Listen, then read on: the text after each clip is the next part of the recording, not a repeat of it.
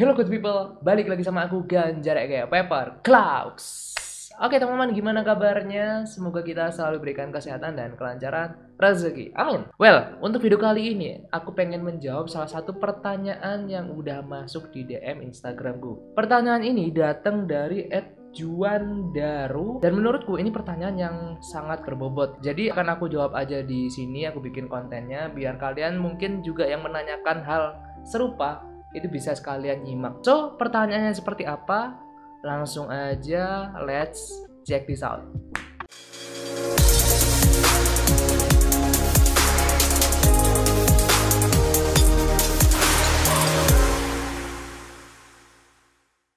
Oke, di sini Juan Daru menanyakan 2 poin tentang cara riset suatu desain, teman-teman. Nah, untuk yang pertama dia menanyakan untuk riset dan menentukan desain yang menjual itu gimana ya, Mas? Yang tentunya sesuai dengan target market kita. Misal target market kita anak muda yang suka motoran. Nah, itu cara riset dan akhirnya menemukan desain yang ini nih, gue banget dan yang menjual. Dan akhirnya kaos dengan desain tersebut bisa laku dan diserap pasar dengan baik. Itu seperti apa ya, Mas, caranya? Oke, kita coba breakdown poin satu per satu, cuy. Well, yang namanya riset itu pasti harus trial and error. Basicnya seperti itu gitu kan, nggak bisa langsung fix atau nemu winning content atau winning design kalau di masalah ya mencari desain gitu ya. Nah, studi kasus di sini adalah misal target market kita itu anak muda yang suka motoran gitu kan katanya Juan Daru tadi. Nah, untuk sampai di level akhirnya kita bisa nemu ini nih desain yang gue banget atau desain yang cocok buat brand gue banget dan bisa menjual itu seperti apa. Well, di sini aku pengen disclaimer dulu. Ini berdasarkan pengalamanku dan it's my opinion, atau brand lain punya cara pandang atau cara meriset yang berbeda, ya silahkan. Itu masing-masing dari kalian. Nah, kalau aku ya, kalau pengalamanku, yang pertama kalian itu harus tahu circle-circle anak-anak motoran yang rame itu seperti apa. Ini kalau misalnya kita studi kasusnya adalah punyanya si Juan Daru tadi ya, karena dia tanya kalau misalnya anak motoran gitu. Nah, itu kalian harus tahu desain-desain yang lagi rame itu apa, yang kayak gimana, yang simple-simple kah, atau yang mungkin desainnya rame-rame gitu kan. Setauku nih tema-tema motor itu sebenarnya banyak cabangnya, cuy. Mungkin ada yang klasik, ada yang buat sunmori, ada yang anak-anak racing, itu mereka berbeda-beda gitu loh. Ada juga yang mungkin drag-dragan gitu kan, yang full color kayak gitu. Nah, itu semua nanti pendekatannya dan cara mainnya kita ke calon pembeli kita atau calon konsumen kita itu semuanya beda, cuy. Nah, makanya itu kalian harus bisa memfixkan kalian pengen terjun di battlefield yang mana. Oke, let's say aku udah nemu, Mas, aku pengen, contohnya ya, aku pengen main di motor-motor klasik. Oke, nah ketika udah nemu pastikan kalian konsisten dengan tema yang kalian usung. Nah, konsisten di sini bukan berarti kalian nggak boleh nyebrang ke tema motor yang lain gitu ya, atau tema pertamanya klasik pengen tema-tema racing gitu.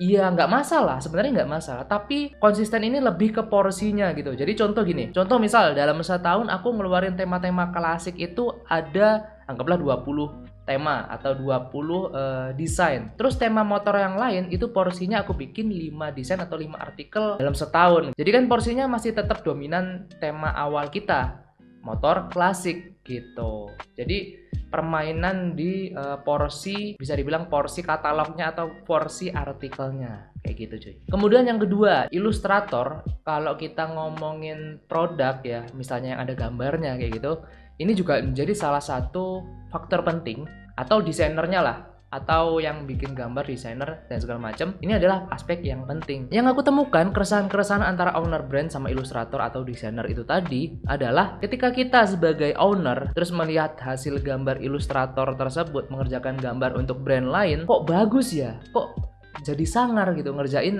buat brand lain, tapi itu belum tentu 100% itu bisa cocok dengan brand kita atau dengan brand kalian, cuy. Karena balik lagi, style antara brand dan ilustrator itu kayak kita itu nyari pasangan hidup, cuy. Jadi jodoh-jodohan. Nah, yang namanya jodoh-jodohan ya kita harus nyari. Misal di ilustrator A kurang ya cari ke B, cari ke C, cari ke D sampai nemu gitu yang cocok. Wah, ini cocok nih buat brandku, cocok nih stylenya sama apa yang aku pengen, apa yang diangkat sama brandku. Cara mengetesnya gimana, Mas? Nah, yang pertama itu kita yang pasti harus sreg sama desainnya atau suka sama desainnya. Yang pertama. Kemudian yang kedua, yang pasti ya kita dari situ setelah diproduksi kita lihat respon sama pasar. Nah, salah satu indikatornya banyak yang suka atau enggak, ya salah satunya adalah banyak orang yang beli atau enggak. Ya walaupun ini bukan indikator satu-satunya ya kalau misalnya kita ngomongin masalah penjualan, karena banyak faktor yang lain yang mempengaruhi gimana produk kita itu laku atau enggak. Tapi itu bisa jadi salah satu poin tolak ukur yang ya mungkin 50% lah.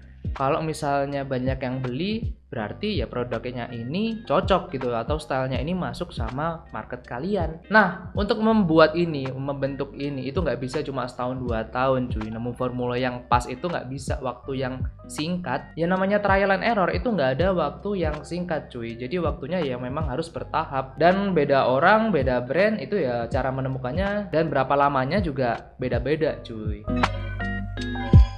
Oke, itu tadi pertanyaan yang pertama. Sekarang aku coba pengen jawab pertanyaan yang kedua. Pertanyaan yang kedua, cara riset desain yang sedang naik di pasaran.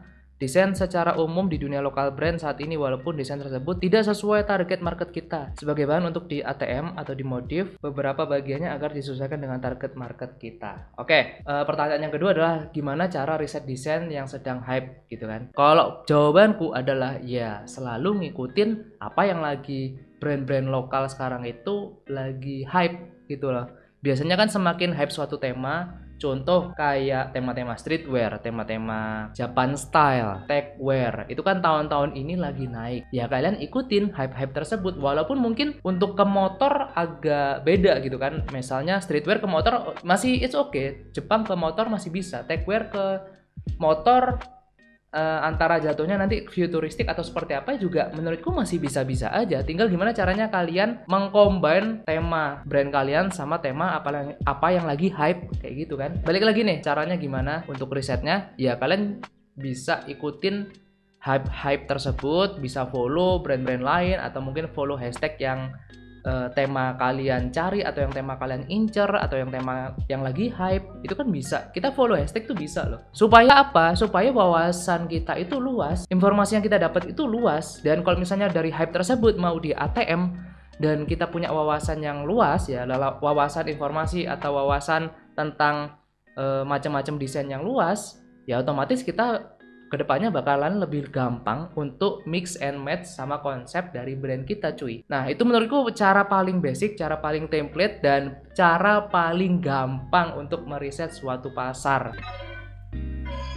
So mungkin sekian dulu teman-teman untuk video kali ini. Jadi kalau misalnya kalian punya pertanyaan, kalian bisa langsung aja DM di Instagramku. Dan kalau misal menurutku ini pantas atau bagus untuk aku angkat di YouTube, aku jawab lebih rinci, ya pasti nanti bakalan aku bikin untuk next Q&A selanjutnya. Oke, mungkin itu aja teman-teman untuk video kali ini. Semoga tercerahkan, semoga dapat insight-insight dari video ini. Thank you guys for watching. Jangan lupa untuk like, share, comment, and subscribe. Stay safe, stay strong, never give up. Paper Claw out.